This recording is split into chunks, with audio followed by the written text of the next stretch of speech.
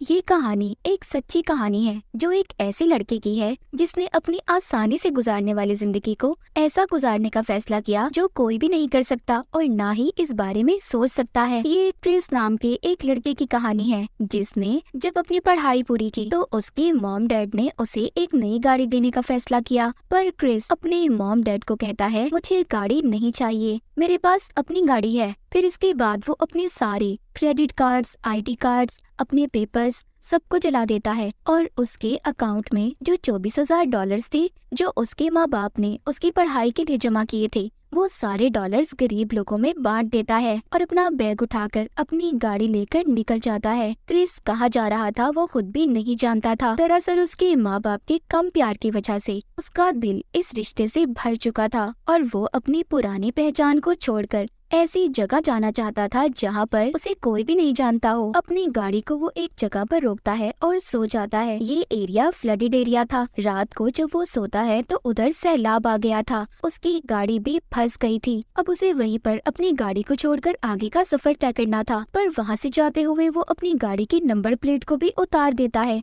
और उसके पास जितने भी पैसे थे सबको जला देता है। क्रिस के पास अब कुछ भी नहीं था तो सिर्फ उसके सपने, उसका मकसद और पास उसका एक बैग। उसके आगे के सफर में दिखाया जाता है कि वो अब लिफ्ट लेकर यानी कि लोगों से मदद मांगकर आगे का सफर तय करता था, क्योंकि ना उसके पास गाड़ी थी और ना ही पैसे। उसका अब जहाँ मन करता था वो सो जाता था और जहाँ मन करता था वहाँ जाता था। पूरी दुनिया को उसने अपना घर मान लिया था और यहाँ तक कि अपना नाम भी बदल लेता है। अपने सफर के दौरान वो एक कपल से भी मिलता है। ये कपल इसको अपनी गाड़ी में बिठा लेते हैं। वो इसको बिठाते हुए कहते हैं कि हम भी तुम्हारी तरह ही हैं, फर्क सिर्फ इतना है कि तुम पैदल सफर करते हो और हम गाड़ी पर। हमें भी हर खूबसूरत जगह देखने का बहुत शौक है। क्रिस कुछ दिन इनके साथ रहता है। इस कपल में से हस्बैंड इसको अपनी वाइफ के बारे में बताता है कि मेरी वाइफ अपनी पुरानी जिंदगी से अभी तक बाहर नहीं आई। वो अपने पहले हस्बैंड को अभी भी याद करती है, पर मैं अपनी वाइफ से बहुत प्यार करता हूँ। वो कहता है, जब तुम हमें मिले थे तब भी हमारे बीच लड़ाई झगड़े हो रहे थे। क्रिस कहता है कि शायद कुछ लोग अपनी पुरानी जिंदगी को बिल्कुल भी नहीं भूलना चाहते, इसीलिए ऐसा करते हैं। वो आदमी कहता है जो अपनी वाइफ की कहानी से सुना रहा था कि अरे वाह, तुम तो बहुत समझदार हो। क्रिस जब इनके साथ रह रहा था तो इनका रिश्ता और भी ठीक होने लगा था, मगर क्रिस को इससे आगे जाना था, उसे अलास्का जाना था। इसीलिए वो इस कपल को यहीं पर छोड़कर आगे अपने सफर पर निकल जाता है। ये अभी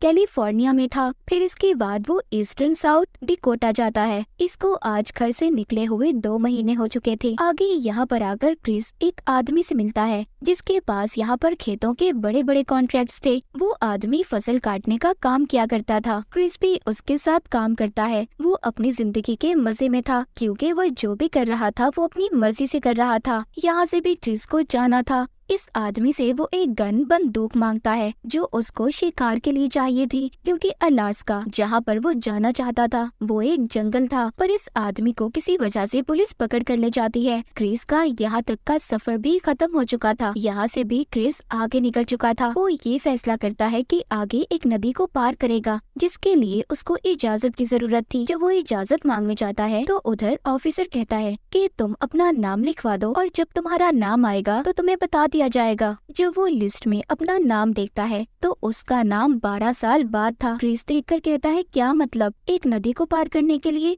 मुझे 12 साल इंतजार करना पड़ेगा? ऑफिसर कहता है हाँ। क्रिस वहाँ से आ चुका था। वो ये फैसला करता है कि वो बगैर इजाजत के नदी को पार करेगा। उसने नदी को पार कर लिया था। उसे वहाँ पर एक कपल मिलता है। वो उसको बताते हैं कि तुम इस नदी को पार करके आगे मेक्सिको भी जा सकते हो, लेकिन इसके पीछे अब पुलिस भी लग गई थी। मगर ये मेक्सिको तक पहुँच जाता है, लेकिन यहाँ तक इसने पहुँचने के लिए बहुत सारी मुसीबतों का सामना किया था। यहाँ तक कि ये एक गुफा में भी रहा। ये अब शहर पहुँच गया था, मगर इसको यहाँ पर घुटन महसूस हो रही थी, इसलिए ये अपने आगे का सफर शुरू करता है। ये अपना ज्यादा सफर अब ट्रेन पर करने लगा था, मगर इसके पास पैसे भी नहीं थे, इसलिए ये अब मालगाड़ी की मदद लेता है। एक दिन रेलवे पुलिस इसे पकड़ लेती है और बहुत मारती है। क्रिस अब दोबारा से अपना सफर लोगों से मदद मांगकर करने लगा था। आगे पहुंचकर वो उसी पुराने कपल से मिलता है जिनसे वो अपने सफर पर सबसे पहले मिला था। यहीं पर क्रिस एक लड़की से भी मिलता है जिसका नाम क्रिसी था। वो क्रिस को पसंद करने लगी थी, पर क्रिस उसे पसंद नहीं करता था क्योंकि वो आगे अपने सफर पर जाना चाहता था। उसको तो अलास्का जाना था। कुछ वक्त के बाद वो अपने सफर पर निकल जाता है।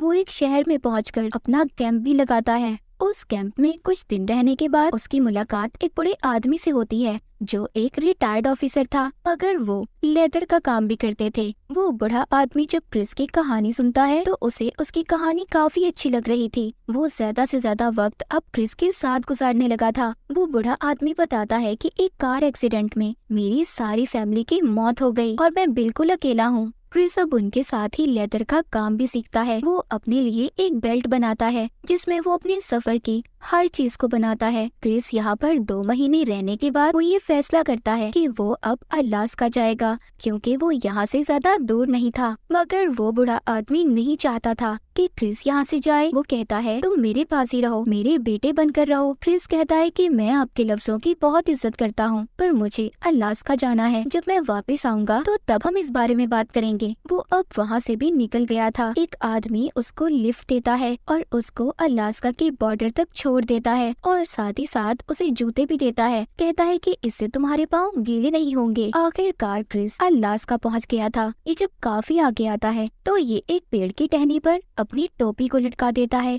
वो ऐसा इसलिए कर रहा था क्योंकि आगे उसे एक नदी को पार करना था ताकि जब वो वापस आए तो उसे रास्ता पता चल सके कि उसने यहाँ से नदी को पार किया था। वो अब नदी को पार करता है और उधर ही अपना कैंप लगा लेता है। अलास्का में बर्फ ही बर्फ थी। दूर दूर तक किसी भी इंसान का नामो निशान तक नहीं था। वो यहाँ पर रहने के लिए छोटे मोटे शिकार भी करता था। उसके पास बंदूक भी थी जो उसने शिकार करने के लिए रखी हुई थी। तभी इसको एक बस नजर आती है जिसमें सोने के लिए बिस्तर और आग जलाने के लिए सामान भी था। इसको रहने के लिए अब जगह मिल चुकी थी। क्रिस उस बस को अच्छे से साफ करके वहाँ पर ही रहने लगा था। वो शिकार करके अपना पेट पालता था और अब क्रिस वो जिंदगी गुजार रहा था जो वो जीना चाहता था। क्रिस की एक अच्छी आदत ये थी कि उसको पढ़ने लिखने का बहुत शौक था। आज तक जहाँ पर भी वो गया था उस जगह की खूबी को ये अपनी किताब में लिखा करता था ताकि वो अपनी जिंदगी में हमेशा उन पलों को याद कर सके। शुरू में तो अलास्का के दिन उसने बहुत अच्छे से गुजारे, पर अब आहिस्ता आहिस्ता उसके पास खाने पीने का सामान भी खत्म होने लगा था। इसीलिए उसने अपना खाना पीना भी थोड़ा कर दिया था, जिस वजह से उसका वजन भी कम हो रहा था। उसने जो बेल्ट पहनी हुई थी जो उसने खुद बनाई थी उसमें बार बार सुराख करके छोटी करके पहनता था। उसका खाना खत्म हो रहा था,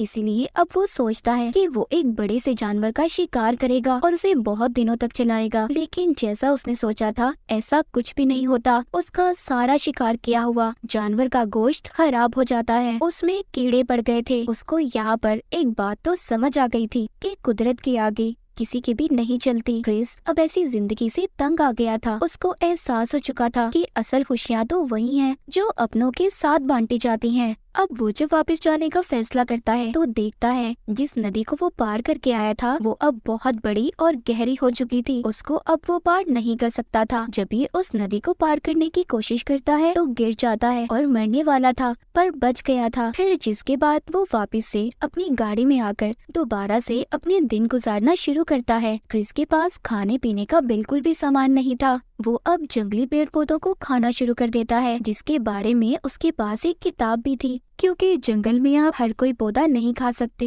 एक दिन वो एक जहरीला पौधा खा लेता है। उसके पूरे जिस्म में जहर फैल चुका था। उसके अंदर अब इतनी भी हिम्मत नहीं थी कि वो अपने लिए खाना तलाश कर सके। उसको अलास्का में पूरे 100 दिन हो चुके थे। जो वो अपनी जिंदगी में करना चाहता था उसने कर लिया, मगर अब वो बहुत कमजोर हो चुका था। लेकिन अभी भी वो अपने ख्यालात लिखता था। वो अपनी आखिरी दिनों में लिखता है, happiness only real when shared, मतलब खुशियाँ वही है जो आप दूसरों के साथ बांटते हैं। जब उसको एहसास होता है कि ये उसकी जिंदगी का आखिरी वक्त है तो वो अपने स्लीपिंग बैग में लेट जाता है, अपने माँ बाप को याद करता है, दुनिया में एक आखिरी नोट लिख कर जाता है जिसमें लिखा था, I have a happy life and thank the lord, good bye and may God bless all, यानी मैंने एक खुशगवार जिंदगी गुजारी और इसके लिए गॉड का शुक्रिया और सबको अलविदा। जिसके बाद वो मर जाता है। इस पूरी क्रिस की कहानी से हमें ये सबक मिलता है कि जिंदगी अपनी मर्जी से जरूर गुजारें,